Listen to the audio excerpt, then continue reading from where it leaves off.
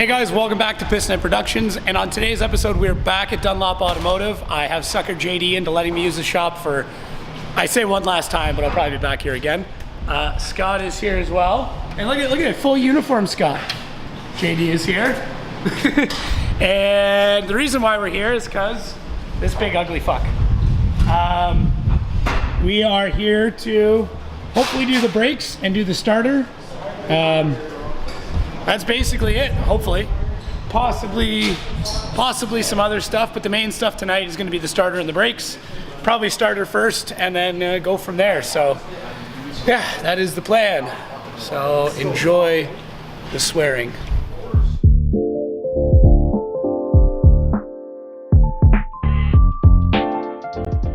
Okay, so I got the starter out. The cable is pretty frayed, so I'll have to fix that. The brakes don't look terrible. Does need new pads, which I have. The one thing that JD did notice though is that there is a lot of movement in the steering components. So before it's gonna get a safety or anything else, it'll need some new pitman arms put in. Other than that, like, pads definitely need to be done, but they're not as bad as I thought. I haven't even looked in the back yet, but, well, that's always a good sign. That's fine. You make sure lug nuts on it, then you hit the rim. Yeah, except the drum's as big as the rim. Yeah, drums are huge on this thing. Look at the size of them. This thing could be a fucking dually. Man, we should make a dually Suburban. Hey, there we go. There's conversions. Yep. So the question is now, do I do this and then just fucking sell this thing? Put all new brakes and a new starter on, post up for $4 grand and say, You're gonna love it. yeah? I do love it already. It's just, it's fought me. It's fought me every way. But, pardon? I said, do you blame it? No. I got what I paid for.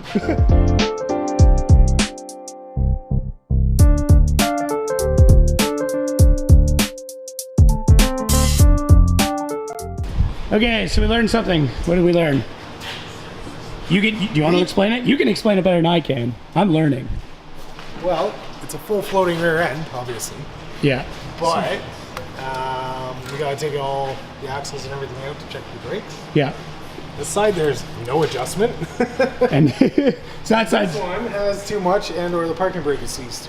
Oh, okay. Yeah. But you're saying through like the access hole that there is still... There's lots of shoe, but we technically should still pull them. Okay. Well, if it's not going to be a massive deal, and then we'll... The only way it's a deal is if we're too close to the wall. Oh, no, we should be good. It's not that far. Oh, but it's got to come all the way out and clear it. Oh, that could be fun. Yeah. All right.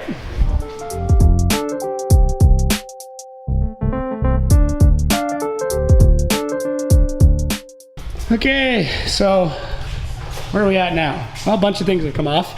A bunch of dirty jokes have been made. And this wheel cylinder is definitely screwed. I've got the front done on this side, so I'm 50% of the way there.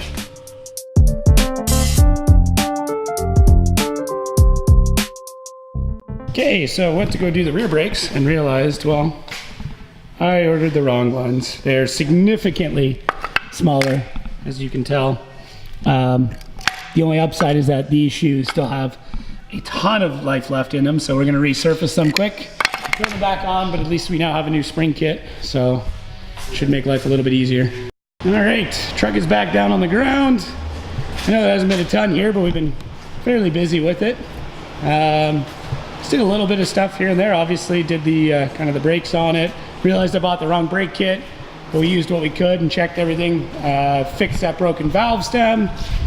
Did the one wheel cylinder, but yeah, the more I look at it, the more unfortunately I'm gonna say I'm gonna sell it. I would really like to keep it, but there's other things I need to do, and I can't have this taking up, 3 cars lengths in a driveway in Windsor when I don't know how many fucking car lengths I'm gonna get. So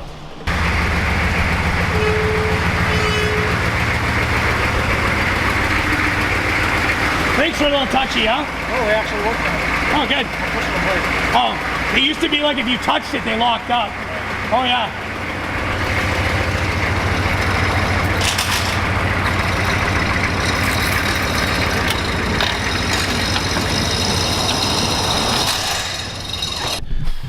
Okay guys, I'm not quite sure where things got left off. I think we were doing repairs on the Suburban, but it's been a few days. I am now done at my job, so now I've got about a week to finish getting all my shit ready to go and get the hell out of here. The Suburban most likely is sold, although we're gonna probably still use a little bit of it today. The vehicles you can see are out. The Mustang actually started up and drove right out. It was pretty cool. The Turbo Coupe needed some tugging, and you will see that. Well, you can see there's a giant hole in the front end. We'll explain that later. Unfortunately, I didn't really film it. We kind of started working and then forgot to film. It's my fault. But anyways, you're gonna see us now today. AJ's here to help me. We're going to go get the truck and start driving these vehicles out and start packing them away. All right, first things first, get this trailer shoveled off.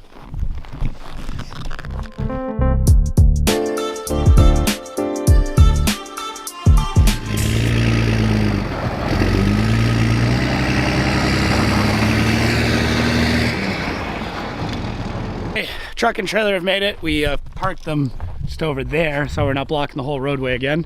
As you can tell, we've gotten even more snow. So we gotta dig out Scott's car and drive it up, and we'll park the truck and trailer up along the road here, and then we can load it up on the road. There's Dave's truck. I buried it in the snowbank. I did it on purpose, I swear. So first things first is dig this thing out, and then we can hopefully drive it up, and then yeah, start moving vehicles. So this one.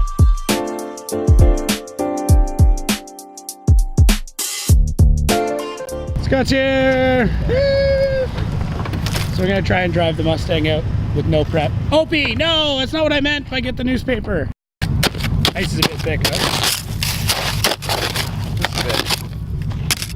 huh? Jesus. Okay, so You think it'll just crawl right out? I think we'll just roll with not seeing out the back window. Alright. Well, maybe just try and drive it out from where it is now, and then we'll lay down sand if we have to.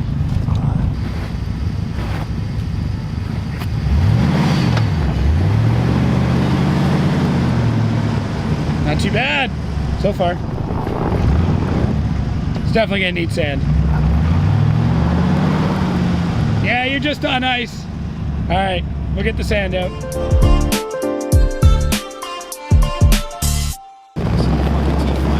Since I didn't catch him coming on, let me show you guys what it looked like going on the trailer. One more time. Oh, is your front lit? Okay, this is what it looked like when Scott came on the trailer. Good.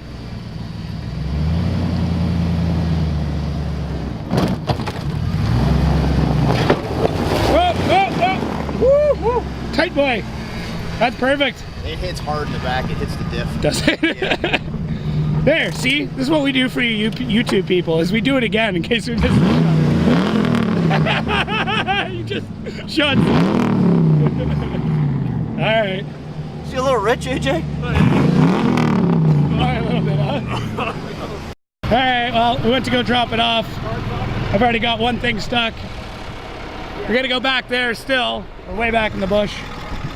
But she's a little stuck now. It's not terrible, but Dave's already here to help us, so we're gonna unstrap the Mustang, offload it, and then hopefully get this thing out of here.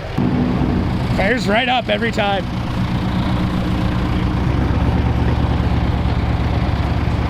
Straight back, dude.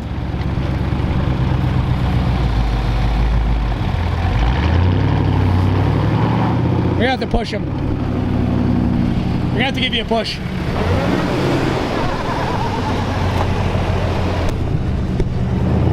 You good? Just straight back. Yeah, don't turn anything. You're on the ramps. Keep going. What's rubbing? Everything. Everything's rubbing. Good. Okay.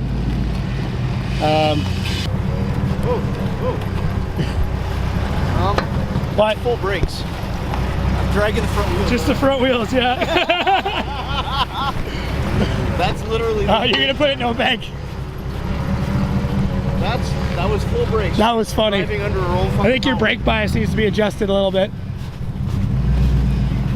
Oh, it's burning. You got a little while to go. Yeah, I just can't see. Oh.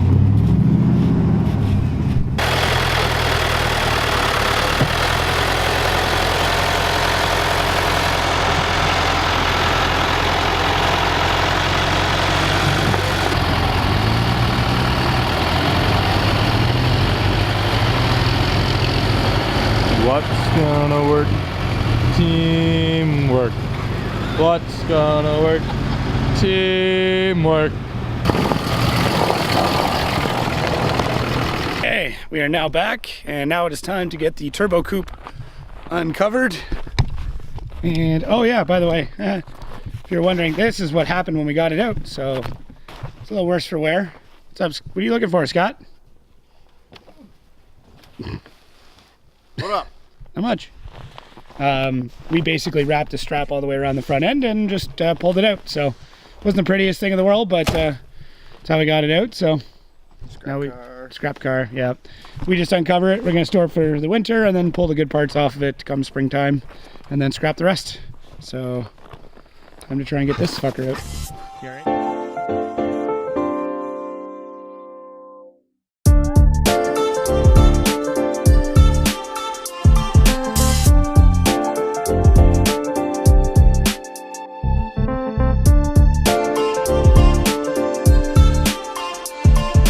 Okay, turbo coupe is gone.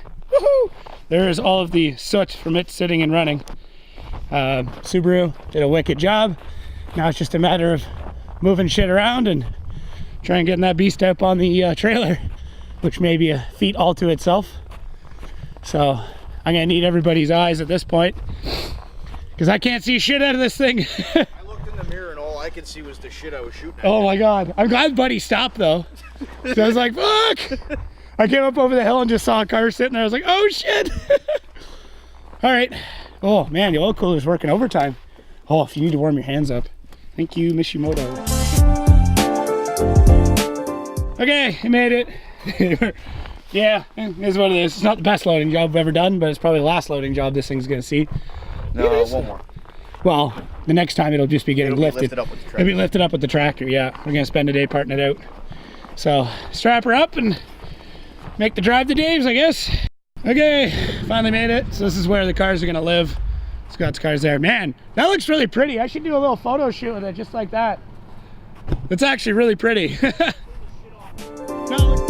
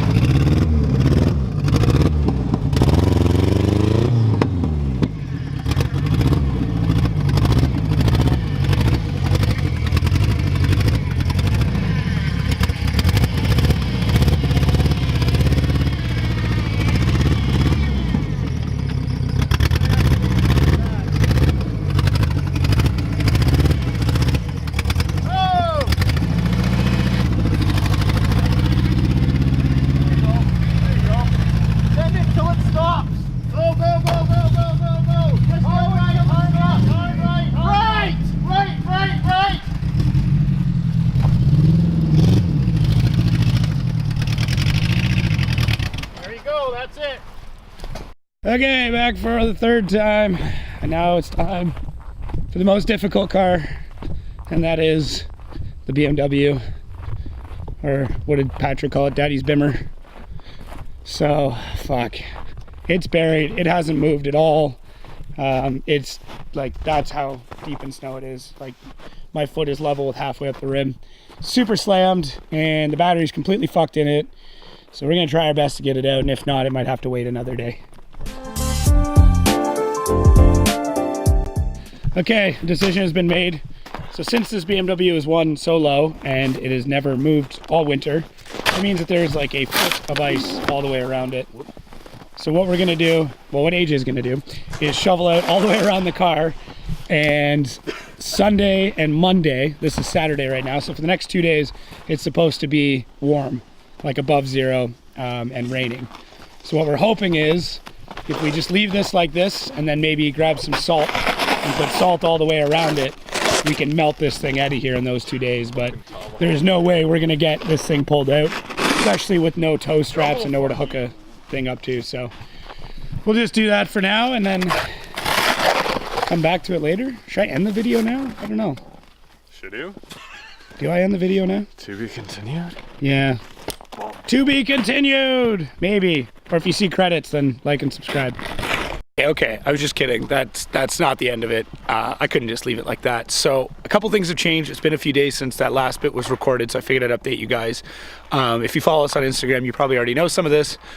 There's a couple things you're going to notice in the background behind me. One, Daddy's Bimmer, as Patrick has now named it, is uncovered, but is still in the same position.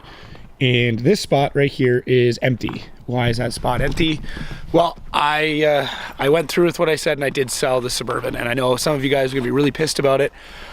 There's a lot of different factors that came into play, and I'm sure I'm gonna talk more about it maybe on the podcast about everything that's happened with me.